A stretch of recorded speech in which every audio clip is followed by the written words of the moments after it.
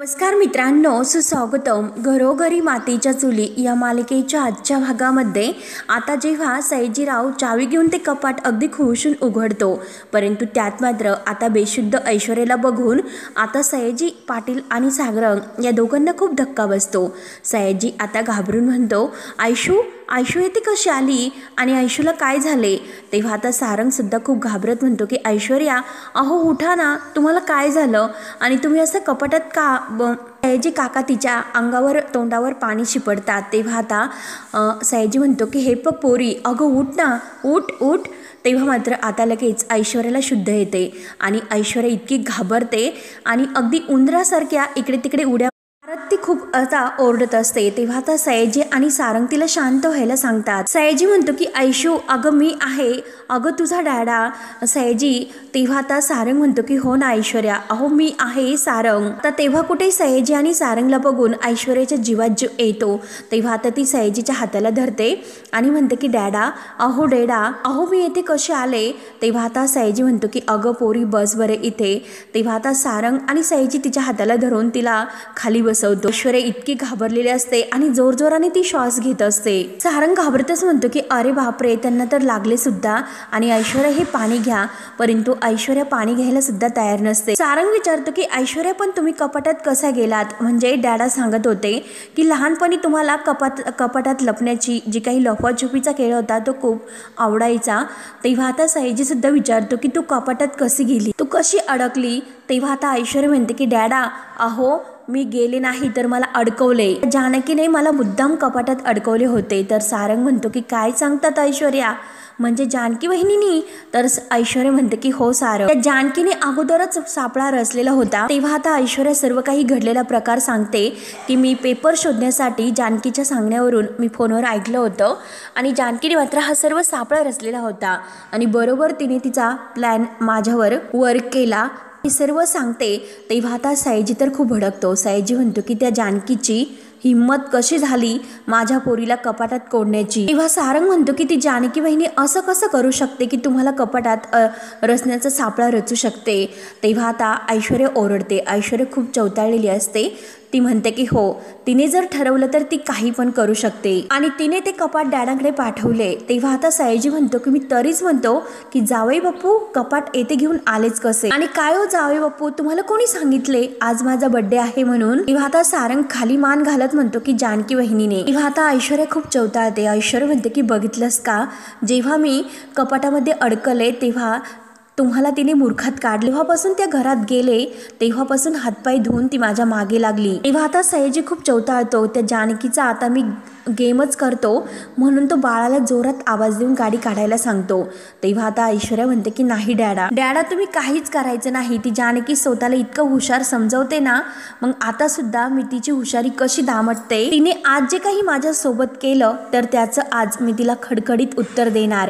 तेव्हा ही ऐश्वर्या तिला उत्तर देणार ना, तर त्या जानकीला आयुष्यभर ते लक्षात राहील. तिने आज मला ह्या कपाटात बंद केले तर त्या जानकीला मी जमिनीत गाडल्याशिवाय काही शांत नाही बसणार. त्यानंतर आता इकडे जानकी आणि सुमित्रा मस्त आनंद घेत असतात. आता पन्ह पीत जानकी म्हणते की आई, तुमच्या हातचं पन्ह म्हणजे ओवीला इतकं आवडतं आणि मला सुद्धा इतकं आवडले ना, खरंच इतकं पिल्यानंतर मन शांत वाटतं. तेव्हा आता सुमित्रा हसून म्हणते की अगं ऐश्वर्या घरात नाही म्हणून तरी किती शांतता आहे ना.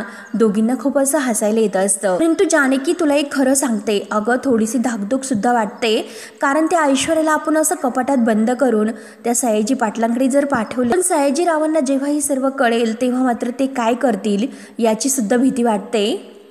जानकी घाबरत नाही. जानकी म्हणते की आई, अहो भीती तर त्यांनाच वाटायला हवी, कारण आत्तापर्यंत त्यांनी त्यांच्या तालावर आपल्याला सगळ्यांना नाचवलं, आपण सुद्धा त्यांना त्यांच्याच पद्धतीने उत्तर द्यायचे. आई बघतच राहा की त्यांना कशी भीती वाटते ते. परंतु आई, अहो भीती कशाला वाटून घ्यायची, इतकं छान तुम्ही पन्ह बनवलं, मग ते पन्ह घ्या. सुमित्रा म्हणते की हो ना जानकी, अगं ऐश्वर्याला इतक्या वेळेस माफ केलं, संधी दिली, परंतु तिच्यावर काहीच परिणाम नाही होत. तिला आपण तिच्याच भाषेत उत्तर दिल्यानंतर ती बरोबर ओढणीत येईल. त्याशिवाय ही अशी ऐश्वर्यासारखी माणसं वटणीवर येत नसतात.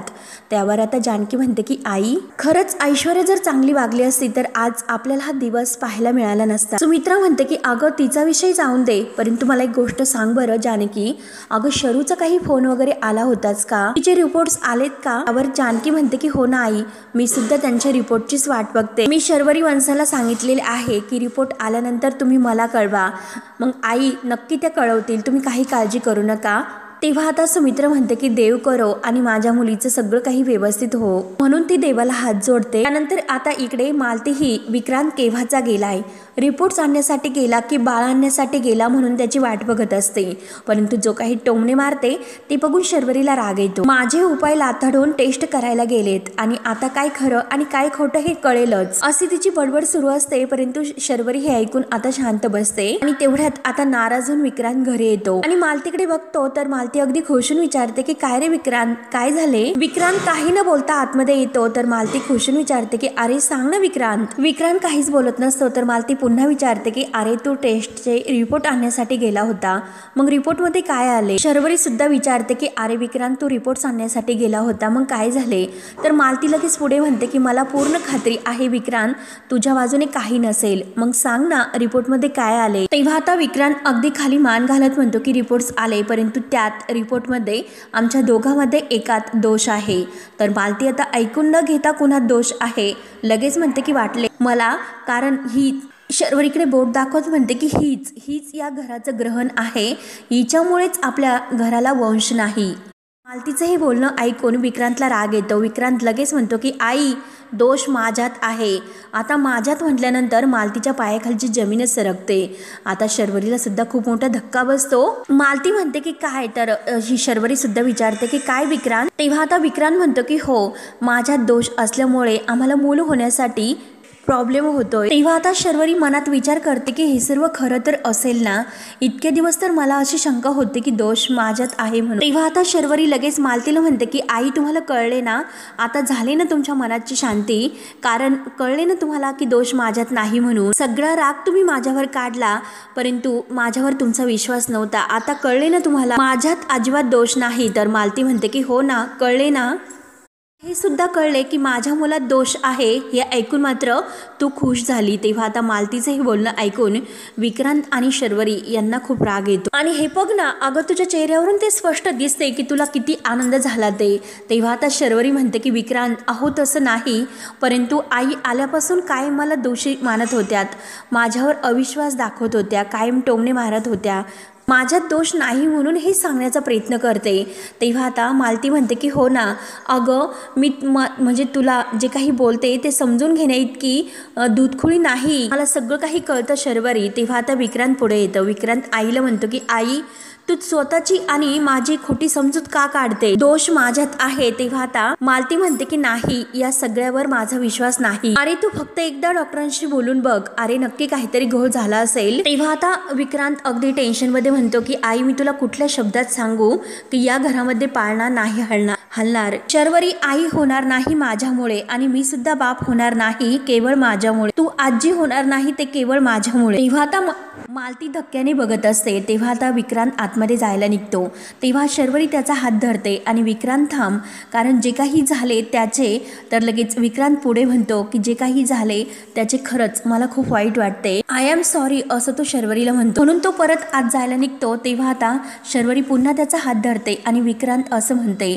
तेव्हा आता विक्रांत म्हणतो की प्लीज शर्वरी थोडा वेळ मला एकट्यालाच राहून दे जरा शांतपणे। त्यानंतर आता इकडे ऐश्वर्या आणि सारंग घरी येतात आणि जानकी मस्त तोऱ्यात आता तेथे खुर्चीवर बसलेले असते। जेव्हा आता ते दोघे येतात तर जानकी हसून त्यांच्याकडे बघत असते आणि ते दोघे रागाने तिच्याकडे बघत असतात। तेव्हा ते दोघे रागातच आतमध्ये जायला निघतात। तेव्हा आता जानकी मुद्दाम त्यांना थांबते आणि म्हणते की हे बघा सारंग भाऊजी, ऐश्वर्या अहो केव्हापासून तुमच्या वाटेकडे डोळे लावून बसलेत आणि काय हो बर्थडे सेलिब्रेशन कसे झाले हो? आणि ऐश्वर्याच्या डोक्याला जी काही जखम असते तर ती बघून जानकी विचारते ऐश्वर्या अगं काय हे काय लागले डोक्याला? तेव्हा आता ऐश्वर्या काहीच बोलत नाही, रागाने बघते। तर सारंग लगेच म्हणतो की वहिनी बाद झाली आता, कारण ही जी काही खोटी काळजी दाखवते ना ती बंद कर आता तमाशा। आणि बघा ना ऐश्वर्या कसं विचारते की जसे हिला काहीच माहिती नाही। तेव्हा आता जानकी म्हणते की हो ना सारंग भाऊजी, अहो मला खरंच माहिती नाही, अहो घरातील काही माणसांना सगळं काही माहीत असून सुद्धा वेड पांघरतात, त्यांच्याबरोबर राहून मला सुद्धा तशीच सवय लागली असेल हो की नाही ऐश्वर्या? बरोबर ना? तेव्हा आता ते दोघेही रागातच पुन्हा आत जायला निघतात, तर जानकी त्यांना पुन्हा थांबवते आणि असं कसं? सारंग भाऊजी, ऐश्वर्या प्लीज, अहो सांगा, सयाजीराव विखे पाटील यांचा वाढदिवस होता आणि त्यासाठी त्यांची भेट काही आपण मजबूत अँटिक कपाट पाठवलं होतं आणि कसं वाटलं त्यांना? ते कपाट बघून खुश झाले असतील ना? त्यांचा चेहरा अगदी बघण्यासारखा झाला होता ना? तेव्हा आता सारंग आणि ऐश्वर्या रागानेच बघत असतात आणि तेवढ्याच सुमित्रा येते. सुमित्रा म्हणते की अगं बाई ऐश्वर्या, अहो तुम्ही आलात का? आणि काय ग ऐश्वर्या, अगं हे तुझ्या कपाळाला काय लागले? काहीच उत्तर देत नसते, तर जानकी तिला म्हणते की अगं ऐश्वर्या सांग ना, आई काहीतरी विचारतात तुला, उत्तर दे. तेव्हा ऐश्वर्या म्हणते की कपाटावर माझं डोकं आदळले. तेव्हा मात्र आता जानकी म्हणते की अगं कपाटावर नाही तर कपाटच्या आत का? म्हणजे तू आतमध्ये काही काम करत होतीस का? तेव्हा आता सारंग लगेच पुढे येतो. सारंग म्हणतो की नाही नाही, कपाटाच्या आतमध्ये ते कशाला जातील, मी सांगतो आई काय झाले ते. आणि जानकी बहिणी, तुम्ही सुचवलं होतं की ते कपाट डॅडांना गिफ्ट म्हणून जा, आणि खरंच ऐश्वर्याला ती कपाट खूप आवडले होते आणि जेव्हा त्या कपाटाजवळ आल्या तेव्हा अचानक त्यांचा पाय घसरला आणि त्या कपाटावर आदळल्या. आता सारंग मुद्दाम हे सर्व खोटं बोलतो. तेव्हा जानकी म्हणते की हो, इतकं पुढं पुढं करायचं नसतं. आणि हे बघा, सारंग लगेच म्हणतो की चला आता आम्ही आमच्या रूममध्ये जातो, कारण यांना थोडासा आराम करायचा आहे, त्यांना आराम करून दिला पाहिजे. तर जानकी म्हणते की हो ना, कारण इतक्या वेळ ती अडकली होती ना, सयाजी काकांच्या वाढदिवसाची तयारी करण्यासाठी ती इतका वेळ अडकलीच होती ना, बिचारी खूप दमली असेल, आणि जा पटकन आराम कर, आणि जर तुला काही लागले तर नक्की मला कळव, मी नक्की येईल, असे आता हसून ती ऐश्वर्याला उत्तर देते. तेव्हा ऐश्वर्या आणि सारंग तोऱ्यातच आतमध्ये निघून जातात. तेव्हा सुमित्रा हसून जानकीला म्हणते की खरंच चांगलीच अद्दल घडवली तू, बघ ना जानकी, कशी मारक्या म्हशीसारखी तुझ्याकडे ती बघत होती. त्यावर आता जानकी म्हणते की आई, अहो पण तिला लागले, त्यामुळे सारंग भाऊजींना तिचा खूप पुळका आला आणि माझा राग आलेला आहे, त्यांना कळलेलं आहे की हे सर्व मी मुद्दाम केले म्हणून. तेव्हा आता सुमित्रा विचारते, परंतु आपण हे का केले हे सुद्धा त्यांना कळायला हवं, तरच आपण जानकी जिंकू. तेव्हा जानकी म्हणते की हो आई, नक्की कळेल, हे सर्व सगळं काही कळेल आणि आपणच जिंकू, आणि ते पण ते सगळं लवकरच होईल, म्हणून जानकी खुश होते. त्यानंतर आता विक्रांत एकटाच रूम मध्ये टेन्शन मध्ये असतो. शर्वरी त्याला पाणी देते आणि घे असं म्हणते, तर विक्रांत म्हणतो की नकोय. तर शर्वरी म्हणते की अरे विक्रांत, तू असं काय करतोस? अरे तू दिवसभर जेवला नाही, उपाशी आहेस, ऍसिडिटी होईल, तू जेवण करून घे. तेव्हा आता विक्रांत म्हणतो की नाही खरंच शर्वरी, मला भूक नाही. तेव्हा शर्वरी विक्रांतचा हात धरते आणि त्याला म्हणते की विक्रांत, रागावला का तू? तेव्हा आता विक्रांत विचारतो की कशाबद्दल? तेव्हा आता शर्वरी म्हणते सॉरी, आणि त्याला हाताला धरून ते बेडवर बसवते. मगाशी पटकन बोलून गेले की अरे दोष माझ्यात नाही म्हणून, परंतु अरे मला तुला त्रास देण्याचा आणि तुला काही दुखवण्याचा माझा असा बोलण्यातून हेतू नव्हता. I am really very sorry, असं ती आता विक्रांतला म्हणते. समजू शकते की अरे विक्रांत, ज्या ठिकाणी मी होते आज त्या ठिकाणी तू आहेस. अरे पण तू एकटा नाहीच, मी आहे तुझ्या सोबत आणि आपल्या दोघांची टीम आहे. विक्रांतचा हात हातामध्ये घेऊन म्हणते की ही परीक्षा तुझ्या एकट्याची नाही तर माझी सुद्धा आहे. बाळ घरामध्ये येतं तेव्हा ते आईसारखं दिसते की बाबांसारखे, अशी चर्चा सुरू होते. हळूहळू ते पालतं पडतं आणि त्यानंतर ते बसते आणि मग हळूहळू ते घरामध्ये संपूर्ण रांगायला सुरुवात करतो. दुडू ते धावायला लागतं आणि त्यानंतर त्याचे ते बोबडे बोलणं म्हणून अख्खं घर त्याच्या मागे वेडं होतं. तेव्हा आता विक्रांत आणि शर्वरी दोघेही खूप रडत असतात. शर्वरी रडत म्हणते की हे बघ, हे जसं सर्व काही आईला हवं असतं तसं ते त्याच्या बाबाला सुद्धा हवं असतं. आईसाठी जसंही सुख असतं तसं तो बाबाचा सुद्धा आनंद असतो. आणि हे बघ विक्रांत, आपण आपल्या सुखाचा पत्ता शोधून काढू आणि त्याला घरी घेऊन येऊ. कितीही कठीण असलं तरी सुद्धा अशक्य नाही विक्रांत. दीपक विक्रांत, डॉक्टरांना भेटून आपण यावरती काहीतरी नक्की मार्ग काढू. तेव्हा विक्रांत शांत असतो. तर शर्वरी रडत म्हणते की विक्रांत, अरे तू काहीच बोलत नाही, काहीतरी बोलणार आहे. आणि तेवढ्यात मात्र आता दुसऱ्या रूम मधून एक जोरात काहीतरी पडल्याचा आवाज येतो. विक्रांत आणि शर्वरी दोघे धावतच येतात आणि समोर मालतीने सगळ्या वस्तू इकडे तिकडे फेकून तिची बडबड सुरू असते. ती आता म्हणत असते की आज जे काही झाले ना ते केवळ माझ्या मुलामुळे आज मात्र माझ्या सुनेसमोर मला मान खाली घालावी लागली, म्हणून ती आता सर्व काही दोषी विक्रांतला मानत असते. अगदी तिचा तमाशा सुरू होतो की देवा, अरे माझ्या विश्वासाची अशी परीक्षा तू केलीस, अशी काय चूक मी केली होती, तरी सुद्धा माझी खात्री आहे की दोष माझ्या मुलामध्ये असू शकत नाही. आता मालती खूपच भडकलेली असते. तर आता शर्वरी म्हणते की आई, अहो प्लीज तुम्ही शांत व्हा, आपण यातून काहीतरी मार्ग काढू. तर मालती रागाने म्हणते, काय मार्ग काढणार आहात? अगं सांग ना, काय मार्ग काढणार आहे? तेव्हा आता विक्रांत म्हणतो की आई, आई अगं हे रिपोर्ट्स बदलले जाणार का? तर मालती म्हणते की हो ना, तेच ते. अरे रिपोर्ट बदलले नाही जाणार, परंतु ते रिपोर्ट अगोदरच बदलले गेले. शर्वरी म्हणते की आई तुम्हाला म्हणजे काय म्हणायचं? तेव्हा मालती म्हणते अगं माझी पूर्ण खात्री आहे हे रिपोर्ट बदलवले कारण माझ्या मुलामध्ये दोष असू शकत नाही. आमच्या अख्ख्या खानदानामध्ये आमच्यामध्ये असा दोष कुणात नाही. त्यामुळे मी खात्रीने सांगते की माझा मुलगा दोषी नाही म्हणून, त्याच्यात दोष नाही म्हणून. तेव्हा हे ऐकून शर्वरी आणि विक्रांत या दोघांना आणखीनच राग येतो की माझी पूर्ण खात्री आहे की ह्या शर्वरीने हिने डॉक्टरांच्या मदतीने हे सर्व काही रिपोर्ट्स बदलवले. कदाचित तिने ते रिपोर्ट्स बदलले असतील. आणि शर्वरीला विचारते की काय ग, सांग ना आता खरं, तूच केलं ना हे सर्व? अगं बोल ना, का तुझ्या त्या जानकी बहिणीने हे सर्व केलं? तेव्हा आता शर्वरीला राग येतो कारण बिचारीला काहीच माहिती नाही, तरी सुद्धा मालती तिच्यावर असे घाणेरडे आरोप करते. विक्रांत म्हणतो की आई अगं काय बोलतेस, जे मनाला येईन ते तुला कळतं का, तू काय बोलते? तेव्हा आता लगेच मालती म्हणते की विक्रांत तू गप्प बस. तेव्हा शर्वरी म्हणते की हो ना, अर्थात कळते. आणि आई मला आत्ता कुठे कळतं की आम्हाला म्हणजे मूल होत नाही या गोष्टीचा त्रास तुम्हाला होत नाही. तुम्हाला या गोष्टीचा त्रास होतो की तुमच्या लाडक्या लेकामध्ये तो त्रास, लेकामध्ये दोष आहे तो. आणि जर माझ्यामध्ये दोष निघाला असता तर उठता लाट आणि बसता बुक्की केलं असतं. पण आई आता कुणाला तुम्ही टोचून बोलता, कारण टोचून बोलायला तुम्हाला तोंडच उरलं नाही. तेव्हा आता मालती म्हणते की बघितलंस का विक्रांत कशी बोलते ती. शर्वरीला म्हणते की अगोदर तुझं तोंड बंद कर, याचं भान आणि ना काही. तेव्हा आता शर्वरी सुद्धा गप्प बसत नाही. शर्वरी म्हणते की आई सुरुवात तर तुम्हीच केली.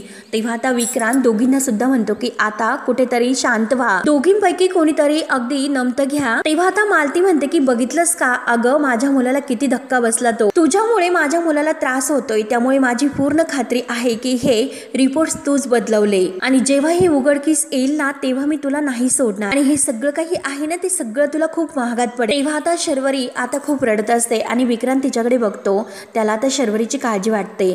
त्यानंतर आता ही तोऱ्यात ऐश्वर्या रूम मध्ये येते आणि महागात तर आता त्या जानकीला पडेल. जिंकल्याच्या आनंदात खूप उड्या मारते ना तिला, बरोबर आता मी कसं तोंडावर पाडते तिला, मी असं तोंडावर पाडेल की माझ्यावर ती नजर वर करून सुद्धा कधी बघणार नाही. असं जेव्हा आता ऐश्वर्या बोलत असते तर तिच्या पाठीमागून जानकी येते. तेवढ्यात जानकीने हातामध्ये एक बॉल आणलेला असतो आणि जोरात तो बॉल ती भिंतीवर फेकते आणि तो ऐश्वर्याच्या डोक्याला लागतो. ऐश्वर्या जोरात आई असं ओरडते. जानकी विचारते की काय ग, आणि तो बॉल उचलते आणि म्हणते की सॉरी, खरंच खूप दुखलं का ग? आणि हे बघ, जेव्हा तू दुसऱ्यांना त्रास देण्याचं बंद करशील तेव्हाच तुझा हा त्रास बंद होईल. आणि हे बघ ऐश्वर्या, दुसऱ्याच्या सुखावर जळून आणि दुसऱ्यांच्या दारात काटे टाकून त्या झाडाला फुलं येत नाही हे तुला कधी कळेल बरं? आणि जर तुला तुझं हे दुखणं म्हणजे कमी करायचं असेल तर मात्र तुला सुधारण्याची खूप गरज आहे, लक्षात घे. आणि जर तू सुधारली नाही तर मी काय करेल माहिती आहे ना? आणि तो बॉल पुन्हा भिंतीवर फेकते आणि सिक्सर मारेन आणि तो बॉल पुन्हा ऐश्वर्याच्या तोंडावर पडणार. तोच लगेच जानकी तो बॉल झेलते. तर ऐश्वर्या घाबरूनच आपलं तोंड झाकून घेते. जानकी म्हणते की घाबरलीस? अगं मी सुद्धा अशीच घाबरले होते की जेव्हा तू माझ्या माणसापासून मला तोडलं होतं. आमच्या नात्यामध्ये जेव्हा तू असे गैरसमज केले होते असाच त्रास मला होत होता. परंतु मी सगळे काही त्रास आणि दुःख सहन केलं, परंतु मला एक कळत नाही की हे सगळे काही त्रास आणि दुःख तुझ्या वाटेला कसे बरे? आणि याला कर्म म्हणतात. शेवटी आपलं कर्म आपल्यावरच उलटतं. तू कुणाला आता फसू शकत नाही. आता तुझ्या पापाचा घडा भरलेला आहे. तुझे प्लॅन आता तुझ्यावरच उलटतील. ऐश्वर्या, मी तुझ्या भोवती फिरणारं एक चक्रव्यूह आहे. तुला संधी आहे फक्त ती सुधारण्याची. आणि जर तू सुधारली नाही तर त्यात तू पुरती अडकशील आणि कायमचं तुला संपवावं लागेल. तेव्हा ऐश्वर्या रागाने बघत असते तर जानकी म्हणते की अगं इतक्या प्रेमाने तू बघू नकोस, कारण ऐश्वर्या मी तुला प्रेमाने सुद्धा समजावलं तरी सुद्धा तू ऐकायला तयार नाही. मग काय म्हणतात ना, लातो से भूत बातों से नाही मानते, तो प्रकार आहे तुझा. त्यामुळे मी सुद्धा हार मानणार नाही. मी सुद्धा तुझ्या हे डोक्यातील भूत बाहेर काढते.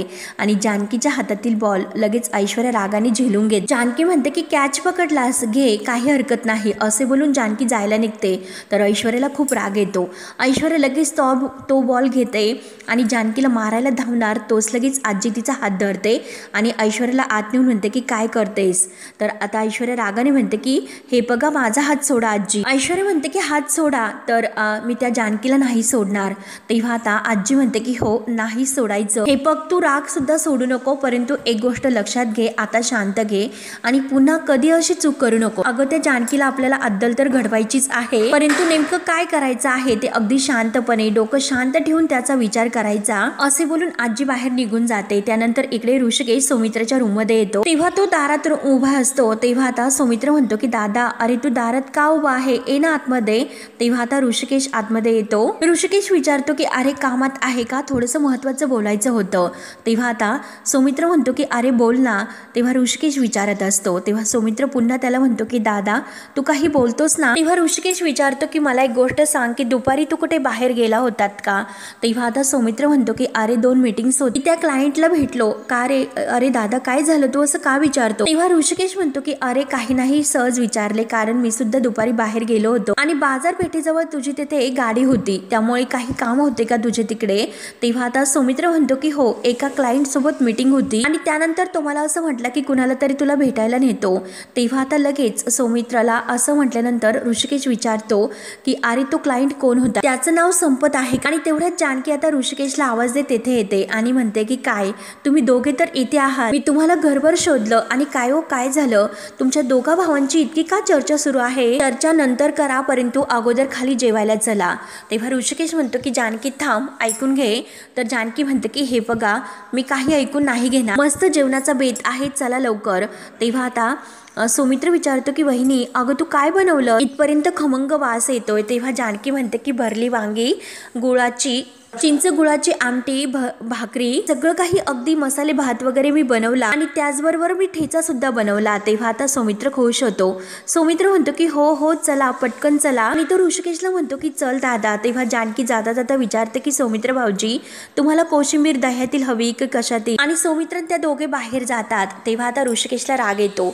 ऋषिकेश म्हणतो की जानकी सुद्धा नको त्यावेळेस आली आणि मला ह्या सौमित्राशी बोलायचं होतं, आल्यावर त्याने लगेच लॅपटॉप बंद केला आणि मी संपत बद्दल विचारलं तर लगेच त्याने विषय बदलला, आणि संपत नाव ऐकल्यानंतर तो लगेच आता असं का, त्याने काहीच कसं उत्तर दिलं नाही, त्यामुळे तो नक्की माझ्यापासून काहीतरी लपवतो, खरं काय आहे ते मला कळायलाच हवे, म्हणून तो आता पुन्हा विचारायला जातो।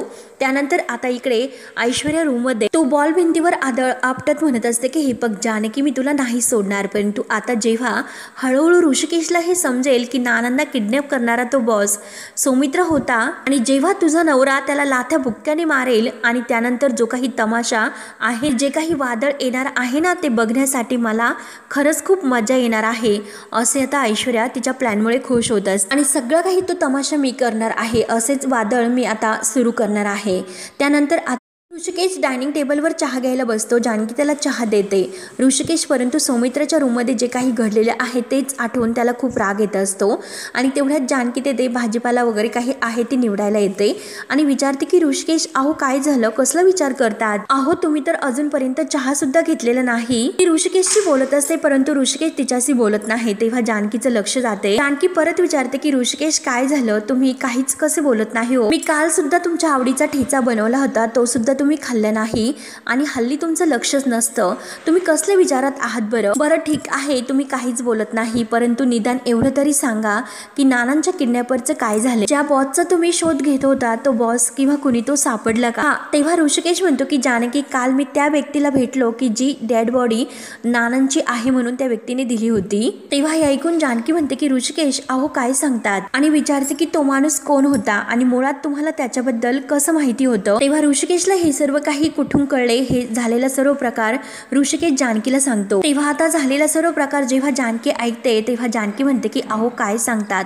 म्हणजे जे काही प्रकरण आहे ना ते फारच डेंजर दिसते, म्हणजे हे बघा त्या माणसाने नानांची खोटी बॉडी अरेंज केली, त्या बॉडीला नानांचे कपडे सुद्धा घातलेत, म्हणजे याचा अर्थ काय होतो, त्या माणसाचं खूप डोकं चालतं, तो खूप हुशार आहे, आणि किशोरने तुम्हाला सांगितलं की तो बॉस कसा दिसतो, त्याचं नाव काय, चेहरा कसा दिसतो, तो कसा आहे। आता ऋषिकेशला ते सुद्धा आठवते, कारण किशोर जे काही म्हणलेला असतो की तो अगदी साहेबासारखा दिसतो, ते लॉयर असतात ना अगदी सेम तसा, आणि आता तो जानकीला सांगण्याचं ठरवतो। तर हा भाग येथे संपतो। पुढील भागामध्ये जानकी जेव्हा आता इकडे येते तर मालती तिला वाटेल तसे बोलत असते की ज्या आईच्या मुलावर वाटेल तसे आरोप म्हणजे लागतात, मग ती कशी असणार। तेव्हा जानकी विचारते की म्हणजे काय झालं, तर शर्वरी म्हणते की वहिनी अगं रिपोर्ट्स आले, मग त्यात असं कळलं की दोष विक्रांतमध्ये आहे। ते ऐकून जानकीला धक्का बसतो।